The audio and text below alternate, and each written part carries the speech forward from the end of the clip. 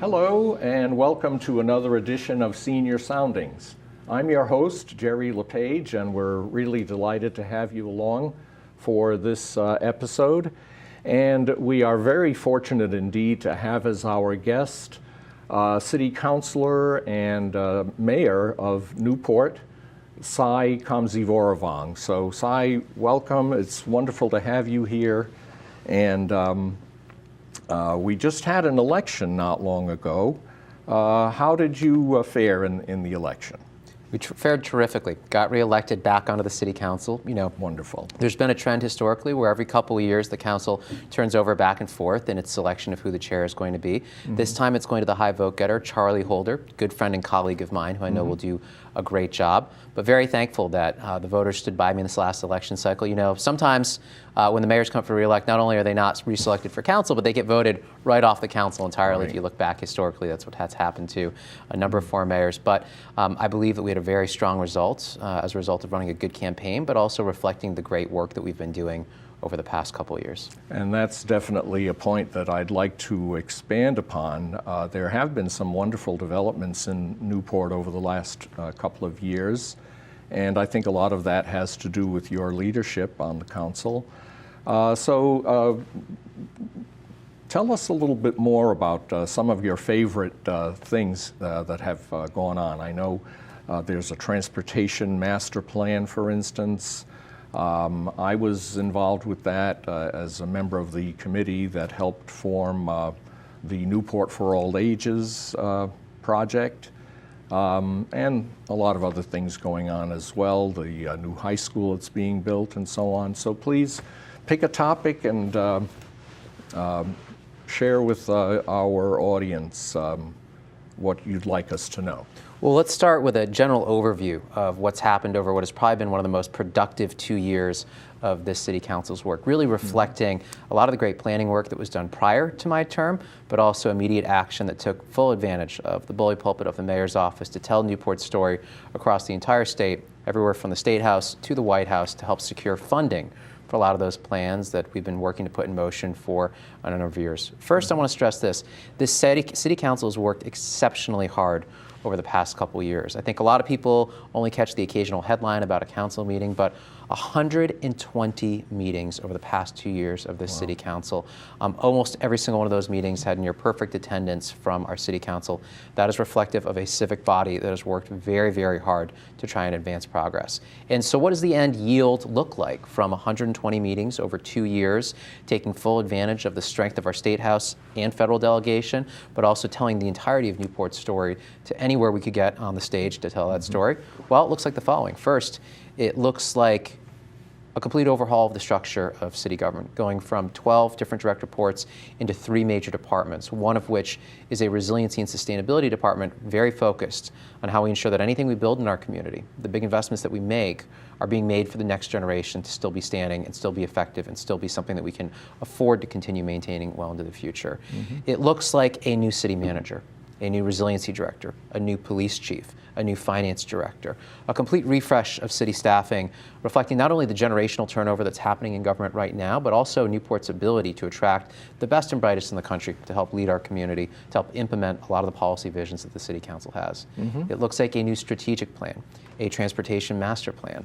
It looks like $40 million in state and federal funding coming to Newport, seeing Newport at the top of grant award lists when for years it had been overlooked. And it looks like a tax break for residents who live here year-round, specifically focused on middle-income and working-class families like many of our seniors who are living on fixed incomes and for which the property tax bill they receive every year is a huge part of their overhead and expenses. And whether or not they can continue living in a place like Newport is dictated by those types of expenses. That's what we've been able to do over 2 years of very hard work as a city council working together. That's the result of putting Newport on a state and national stage. Excellent, excellent. So what are the next steps now in this whole project? Well, we have the plans in place. We have a 5-year strategic plan that was recently passed with some great ambitions. We have a bond that is reflective of a 5-year capital improvement plan. That is about 1/5 of the funding that we need to close that gap, but it is the seed funding that needs to be matched by state and federal grants, which we now need to be competitive and aggressive about pursuing, working with our delegation and coordinating as best we can to continue telling Newport's story on the state and federal stage. It looks like us continuing to figure out what the financial sustainability projections look like for a community like Newport. We know what our big picture guiding principles are as a community and the things that we care about, including a very strong focus on remaining livable for people, not only in the senior category, but really of all ages. Sure. So we need to be intentional about the decisions that government focuses on making being things that align behind realizing that vision that has now been clearly laid out in a series of plans that reflect robust public engagement. That's going to be challenging. That is not an easy task. We have had an exceptional amount of success that I think reflects how hard our city administration and our city council have worked over the past couple of years, but we are now headed into what is going to be a very challenging environment for local governments and state governments to have the resources they need to realize these visions. That's where teamwork is going to be really important, and being very thoughtful and aggressive about pursuing opportunities that might exist for us to bring in the funding that we need. Yes, absolutely. Give us a little bit more now on some of the specific projects, some of your favorite things that are in developmental stage in Newport. There are 3 categories of projects and initiatives that I've focused my time on and the council has been largely very supportive of. The first is housing. The second is infrastructure, which includes both transportation, resiliency, and broadband. And the third is education. Those 3 represent the 3 highest livability factors that we consistently hear about from residents that they are focused on. First, on housing. There is an extreme level of housing anxiety in our community. If you are one of the 50% or more residents who are renters in Newport, you are very worried that your rent is going to skyrocket. Not only as a function of a very tight housing market, but also reflective of the fact that in addition to the normal need for housing that residents in a community have, are investors who are coming in that are substantially driving the cost of housing because, let's just be straightforward about the facts, it's economics, right? You can rent that home as a short-term rental or as a seasonal rental month to month for a whole lot more than you can rent that out year-round. Sure. And so figuring out how we rebalance that equation is important, but in the meantime, residents have an extreme amount of anxiety every time you get up towards lease renewal. Second, we have to think about how we're using the existing housing stock that we have and what's incentivizing people to stay in their homes. For a lot of seniors, they are sitting there and they're looking at that monthly bill that comes in, whether it's for taxes and utilities, and they're asking themselves, can I continue to hold on here? Is this a place I can continue to call home? Is this a place I'm going to be able to age in place? And that's on top of all the other bills that seniors have, from health care to the other concerns that they may have to take into account. Of course. And so as a community, we need to be very focused on what we can do to provide relief so that they can age in place. That's what we did with the resident tax break that we recently enacted. It was a policy put forth by the prior council that we really focused aggressively on focusing specifically on homeowners whose average home values were within the median, really middle-class households. The third is housing production, right? We have to find a way to increase the production of housing so we can continue ensuring that our workforce that is in Newport actually has a place to live. A lot of people think that hospitality is our largest industry, and it is a very important mainstay for Newport. But our largest industry is institutional. I want your viewers to think about the typical people they rely on every single day in their lives. It's probably a healthcare provider. Maybe it's an institution in our community like Salve, where maybe they're part of the Circle of Scholars or enjoy some of the programming that's offered. Maybe it's an entity like the Navy and all the work that goes in to our community from the federal government. Those are the big employers. So when we think about housing, the group that we're very focused on is that workforce that we need to be able to continue supporting the resident population here and to ensure that we have good, high-paying jobs for those that want to call Newport home. I'm going to pause there because I just dumped a lot on housing, and we can move on to infrastructure and education in a little bit if you'd like. Yes, absolutely. Please do. Well, on the infrastructure piece, when I came into office, one of the first things I did working with the council is start to look at what's the magnitude of our problem. I think a lot of hesitation from government sometimes is that we're facing some very large issues. And so whether it's the federal government looking at how we deal with the deficit or Social Security and Medicare, or if it's local governments looking at how we're dealing with things like infrastructure, these are big numbers. And they're big numbers that we haven't really put on the table in a serious way, but that we need to now. We have to start with the facts and being realistic about how big a challenge we're facing. And so we just looked at what does Newport need over the next 5 years just to keep functioning. Not to get substantially better to meet our full ambitions, but also not to fall into the ocean, right? And that number is $500 million. Wow. $500 million for a community whose annual budget is $115 million.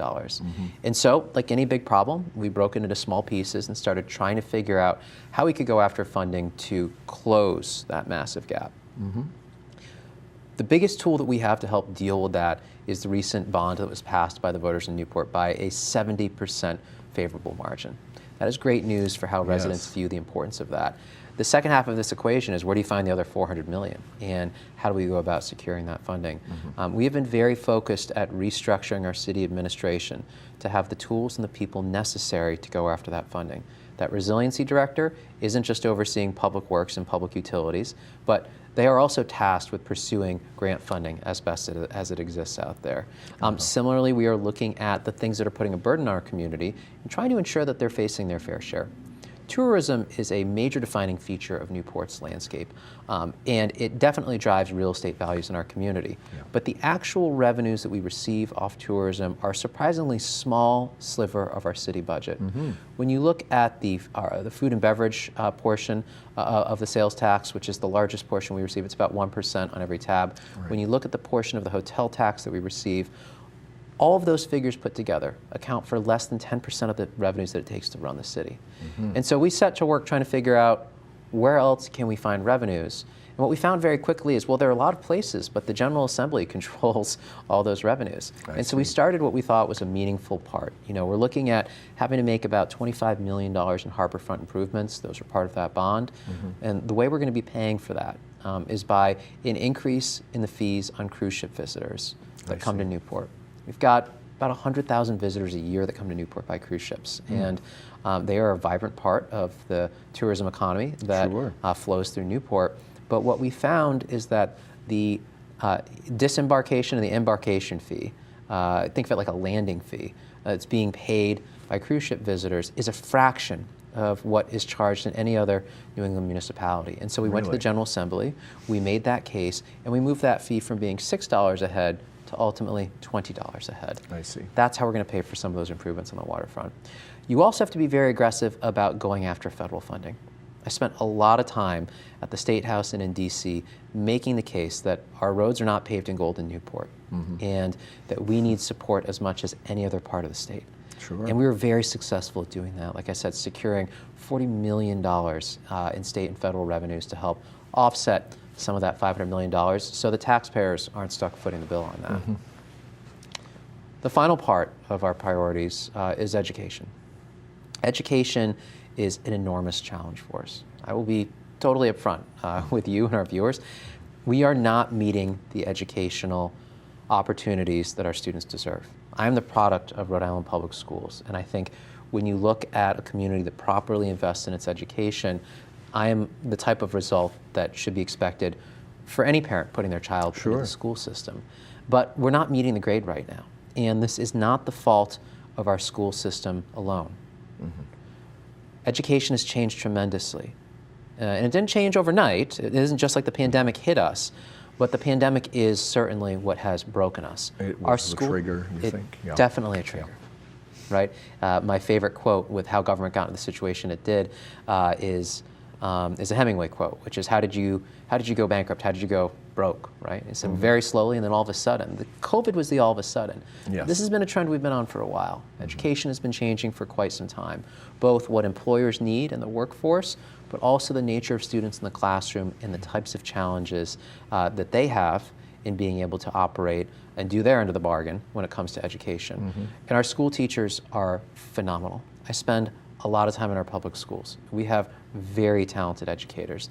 The problem is that they aren't just educating in the same way that they were 30 years ago.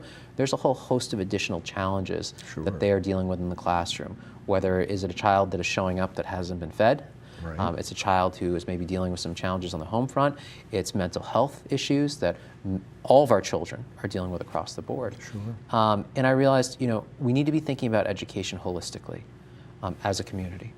One of the best parts of our community here is that we have a high concentration of nonprofit organizations. These are community organizations that many of your viewers volunteer at every single day, that our community contributes to robustly, that serve an enormous need. And almost every single one of our community partners are doing something to try and help on the educational front for our students. What we found is that there wasn't necessarily alignment between what those nonprofits were doing with what the schools and the educators actually were saying they needed. That's why when the governor launched the Learn 365 initiative, we were the first community to raise our hands and said, Governor, what can we do?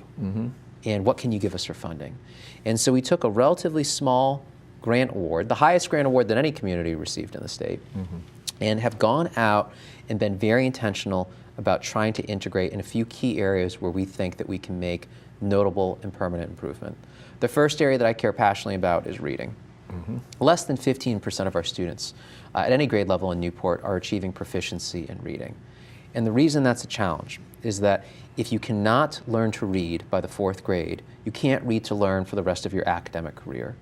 And so if you're a student that's coming in to your biology class in high school and you're looking at a textbook and you can't read it, never mind even start to understand what mitosis is, you got a big problem, and that's a frustrating place to be, and that can manifest itself in a lot of other ways that are disruptive to the classroom. So we focused on reading, and we took one of those great studies that Newport had done previously called the Sperling Report that was funded in part by the Van Buren Charitable Foundation, which said what you want to do is integrate what's happening in the after-school program with what's happening during the school day. And so we went out to the primary after-school programs that support our elementary school students. EBCAP through the Newport Child and Family Opportunity Zone, the Boys and Girls Club, the MLK Center, which provide after-school care for students. And we said for that portion of that program where the kids aren't playing or playing sports or engaging in arts, for that portion where they're doing their homework and you're helping them academically, if we gave you the same curriculum that they're using in the classroom to teach reading, if we had the teachers come and we paid them a little bit extra, instead of going to a shift in the hospitality industry, to come in and to work with the site coordinators and the program administrators and the service providers to understand how they teach that curriculum. And we shared data about which kids are struggling where, on what subject areas.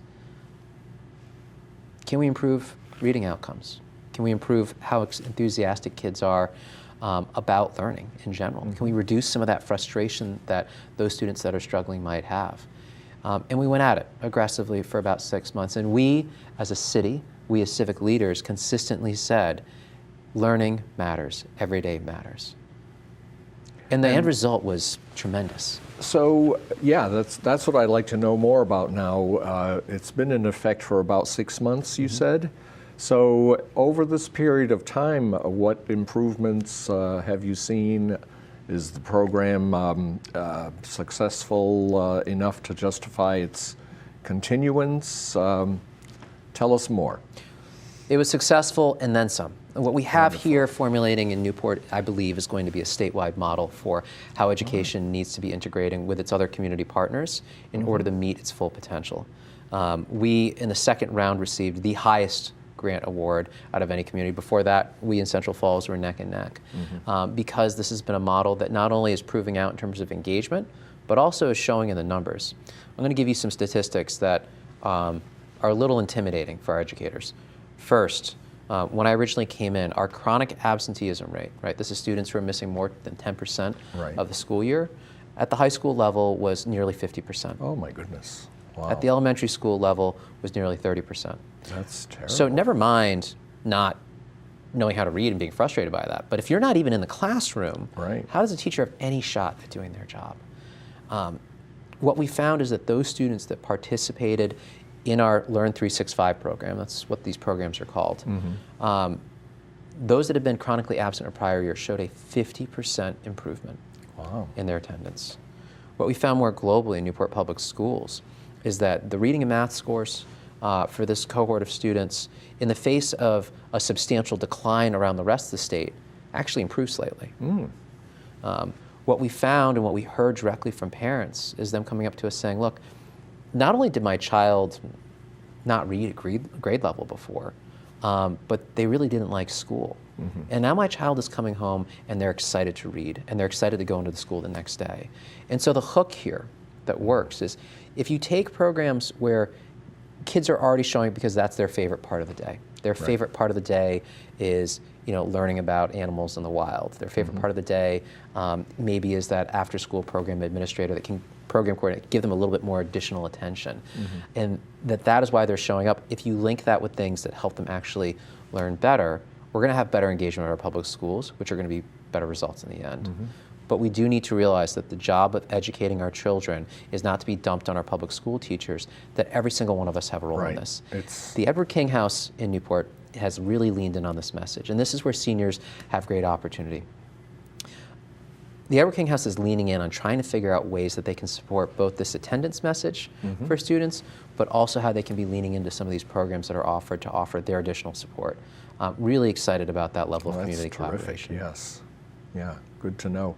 So what is the extent of the Edward King House involvement? Are they offering other additional classes there or just recruiting volunteers? What is the extent of their participation? Thus far, it's been recruiting volunteers and having a very clear message from them to the public schools that they want to be engaged, they want to help. And so whether it is men of color being there to welcome students when they walk into school in the beginning of the day, seniors saying to kids, hey, what are you reading? How's your school attendance this year? Or if it's actually rolling up their sleeves and getting in the programs and classrooms. That last part, the integration, is probably the most complicated to put into effect, but will be ultimately the most impactful.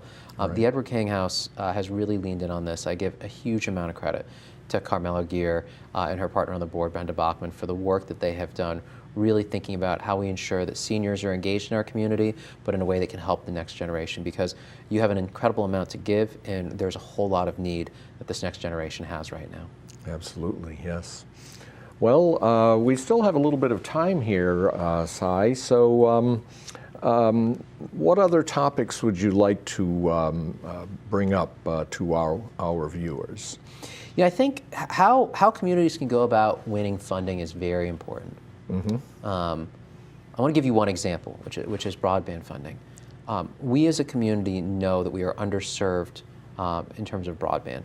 Cox is making some great investments in our community, and they deserve a lot of credit for doing that. But there needs to be additional investment that's getting made. The challenge is that we as a community tend to oftentimes get overlooked upstate. And so we were very aggressive about leading those conversations in the state. I remember during a recent visit to the White House, I ran into an old neighbor of mine, Commerce Secretary Gina Raimondo. And she said, Xay, this is great that you're in the seat. What can we do to help? I said, Secretary, you control a lot of money for broadband, and I want to figure out how Newport can best make its case. That really set us off to the races, and what you saw flowing from that was then Newport being the site that was chosen within the entire state to have the broadband summit about the community level needs that we have for connectivity. Being disconnected is a major issue for things like mental health, but also the ability of our seniors to get access to things like telecare when they need it. Right. And we held that conversation, that summit in Newport. When the Secretary was visiting Rhode Island to talk about broadband, I made sure that conversation happened at Donovan Manor, one of our senior housing developments. Right. And when it came time to actually compete, we were very aggressive about putting together a coalition that could go out and win that funding. That is in part why you saw Newport receive the first slug of funding that came out of the connectivity funds that were made available from the state. Nearly $25 million getting split between Newport and a couple other neighboring communities. That is an enormous sum of money to help us improve internet connectivity that maybe even some of your viewers are watching this through right now on YouTube. Right. But that is the model that it takes, using this seat itself as a bully pulpit to go forth, to get into rooms and then aggressively ask for and pursue that funding through a team approach is very effective. I'm going to be working with Councilor Holder to make sure he has all the support that he needs to ensure that he can take on that fight as we move into the future. Well, I was going to say, you certainly have set a wonderful example And given the fact that you're good friends with Charlie, I'm pretty confident that he will accept your advice and guidance and the measure of your experience as well. Yeah, it's a tremendous amount of work, right? And it's intended to be spread across the team. When I stepped into the role, I was working in a full-time job in Manhattan, right? I was at a major fund. I was a chief operating officer, a managing director, and I stepped away from Wall Street to specifically focus on helping my community. And for a year, worked full-time at figuring out what the roadmap was on how we needed to restructure government and on the resources Newport needed to be able to sustain that into the future. Stepping back a little bit and helping to make that transition happen is an important part of ensuring that the future is going to be able to continue the momentum that we've built so far. That's also going to require leadership. And I'm excited for the role that the entire council can play in that, and I'm excited to support Council Holder, Mayor-elect Holder, in that capacity moving forward. But I also want to paint the picture of the environment that we are headed into. We've had a presidential transition that undoubtedly will have impact on many of the federal programs that we rely on for funding. We have a delegation at the federal level who have been very senior and very effective. Jack Reed chairing Armed Services Committee, Sheldon Whitehouse over on appropriations, now in the minority for the first time. And we have a Congressman, Gabe Amo, who is electric. He is a total rock star in the party, but he also no longer is going to have a direct line to the White House, his former employer. And figuring out how we navigate that's going to be tough. Similarly, at the state level, we have a state that is facing a $400 million deficit that has largely exhausted the recovery funds. And at the local level, we have local government that has also similarly run through those recovery funds. As much as 20% of our school budget was being paid for using what are called ESSER funds. These are additional funds that are provided to help kids transition out of the pandemic. And so we are facing some major challenges that are going to require us to be very aggressive about pursuing new funding sources to ensure that our residents aren't stuck footing the bill. Absolutely. Well, we have a short time left, but I want to get an opportunity to thank you for the leadership, the visionary leadership, really, that you have